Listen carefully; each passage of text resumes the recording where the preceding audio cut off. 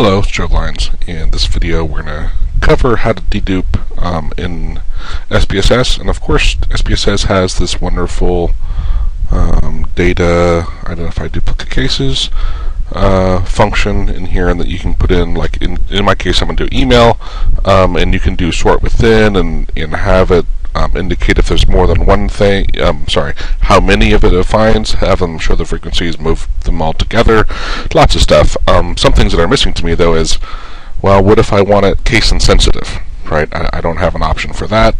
Also, often I want to do the same thing over and over and over, right? Whereas, like, basically with email, I want a case insensitive dedupe, and I also want to drop blanks, right? Which in that window also there is no way to do that.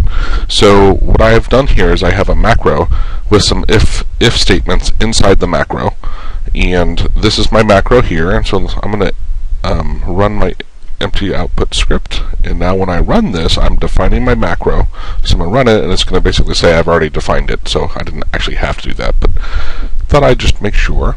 And notice here it's sorted alphabetically. You can see here these are the first three are exactly identical, the case is the same, but here's one where my Joe at SPSSGod.com and Joe at SPSSGod.com, same actual email address, just the case is different.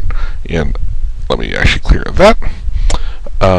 And then here's a couple of my Joe Junk email at Yahoo that are actually the same, but the ordinary SPSS deduper wouldn't catch that. And of course I could go and I could just say, okay, well, it's either uppercase or lowercase this variable, but what if I want to keep the actual case of my variable? I just want to dedupe it, so I can't do that. So then I have to create another variable that's all uppercase, dedupe off of that, and then not use the original, which is actually what I do in my macro. But the beautiful thing about a macro is I define it once, and then I don't have to worry about it again. So here I'm going to say empty. So my output is empty now. This is my output window here. Yep, it's all empty. And what I'm doing here is I say, okay, run the macro, this DDA2, that stands for dedupe alphanumeric. It's my second version. I have a different one, it's a little bit different. And basically I have, this is the dedupe variable I want to use, and then I ask some questions in the call here of, like, do I want to drop missing values, and do I want to drop the duplicate values? Do I automatically want to just drop? So that's the thing, is like you can tell it to create a flag in the macro that, in the function that SPSS has, but then you have to go drop them. Well, 95% of the time, especially dealing with emails, right? I don't care if it's blank, they're gone. It's useless for me if they're blank, so I just want to get rid of them. And then also the duplicates, I don't care. I just want to get rid of them. I want to have it. I literally want to have it deduped. I don't want to flag the duplicates and then delete them. I just want to dedupe them and get rid of them. So let me kind of step through here. So this drop missing, so if drop missing equals a capital Y, this is case sensitive.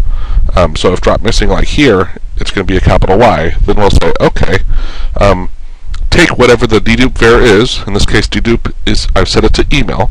So basically we'll say, if that's a Y, then select if, remember this is email, is blank, not equal to two quotes, which is a string thing, which means it's blank, right? So basically, if this isn't a capital Y, it'll just skip this because it's not true, and so it'll just skip on to the next. If this is the if end closing out this one, and then I sort off of email, and then in my macro here, like I said, I create another called temp string, another variable. It's 100 wide. I should probably make it a little bit wider because it really doesn't matter, and that would only hurt me.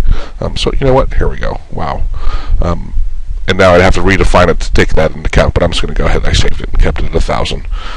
And now I'm going to lowercase the original email. I'm going to say my temp string equals the lowercase of my original email. So if we were to go this step through it one at a time, what I'm basically doing is creating the email value variable in my temp string as lowercase, and then this is the code which you'll see that actually after, because I've already sorted it, and the sorting I did before I created the new variable just because, of course, the number of variables you have, the more you have, the longer it takes to sort. So I sorted it first because it doesn't matter if the case comes later.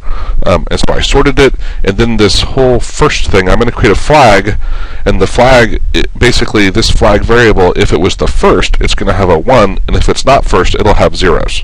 And then, just because this is unneeded, but it's just nice to have, and since it's in the macro, you set it up once and it's always there.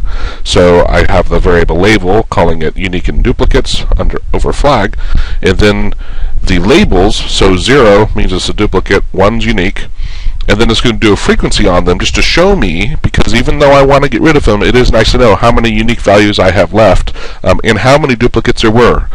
Often I don't really care how many duplicates there were, but it's frequent enough to me that, like, I want to just by default show it because it's quick and easy. And then I have another if statement, and it says if drop dupes equals y. So if this one is y, so in these last two cases here it is a y, then it'll say, okay, first select if the flag equals 1, so we're basically only selecting the unique values, and then drop both the flag variable and my temp string. Right, so it gets rid of these two variables that were just created. If I didn't say drop dupes equals y, so if it's not a y, then it'll just drop the temp string because I don't care about that, but it'll leave that flag for me. And so let's have an actual working example here to show you what's going on here. So here's my data set again. Here you can see these guys are duplicates, these two are duplicates, these are duplicates, this isn't, and we'll just add blah for something else, right? So in my first one, the drop missing equals no. So I'm going to say no, I don't want to drop them. I don't want to drop the duplicates. Which basically means I'm going to keep the flag.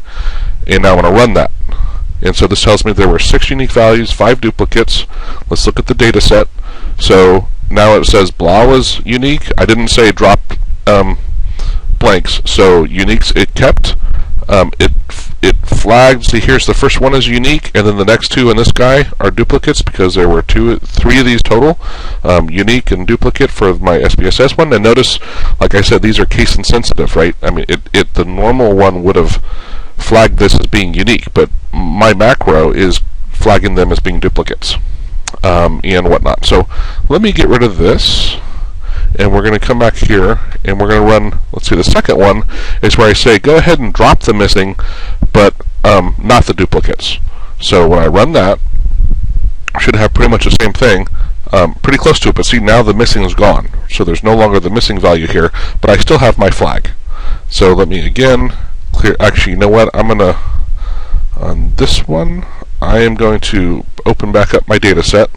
So we're back on having the blank, and I'm going to run this one, which is drop missing equals no, but I don't want to have that flag anymore, right? So this is my flagged one.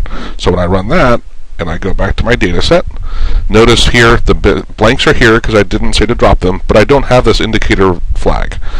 And then the very last one, of course, is to drop the missing equals y and drop my duplicate flag. So when I run that, here now I don't have the missing value, it's gone, or of course there were dozens of them, they'd be gone, and my variable, the flag variable, isn't there. So it's awesome because I can very, very quickly, with just depending on which line of code, so I have this set to default to run every time I start SPSS, so it's already been defined. All I need to do is to call this line of text, and I have a hot string, like here I can type DDA, and it just puts up. So here, if I put email, it would run my other macro I mentioned a while ago that dedupes off of it.